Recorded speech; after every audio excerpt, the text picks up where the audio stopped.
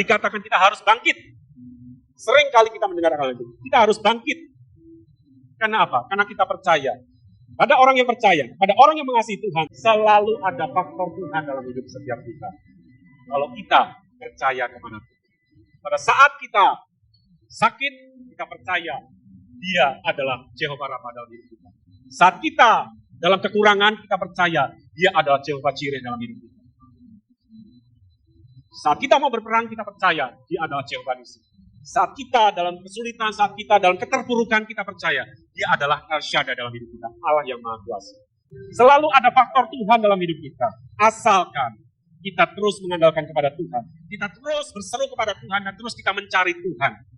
Terus kita melibatkan Roh Tuhan aktif dalam hidup setiap kita. Kita tidak akan pernah salah jalan. Percaya. Saat kita aktif melibatkan Roh Tuhan, Roh Kudus dalam hidup setiap kita tidak pernah akan salah melangkah. Kita tidak pernah akan salah jalan. Kita tidak pernah akan salah ambil keputusan. Dan kita akan dibedakan. Kita punya Goshen dalam hidup kita. Karena Tuhan baik dalam hidup kita. Galatia 5 ayat yang ke-25. Bagaimana harusnya kita hidup oleh Roh dan hidup dipimpin oleh Roh. Jikalau kita hidup oleh Roh, baiklah hidup kita juga dipimpin oleh Roh. Tetapi itu sungguh tidak mudah untuk melakukannya. Menjauhi perbuatan daging pada kita masih hidup di dalam daging.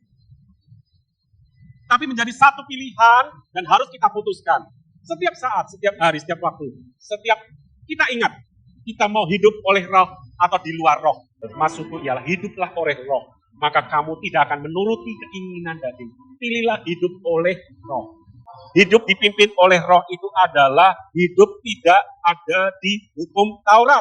Artinya hidup kita hidup dalam kasih karunia. Hidup dalam masa perjanjian baru. Tidak hidup dalam Taurat.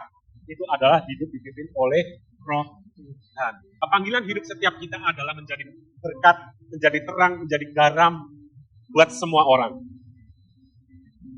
Kita bergerak seperti yang Roh Kudus taruh dalam hidup kita, melakukan bagian kita masing-masing.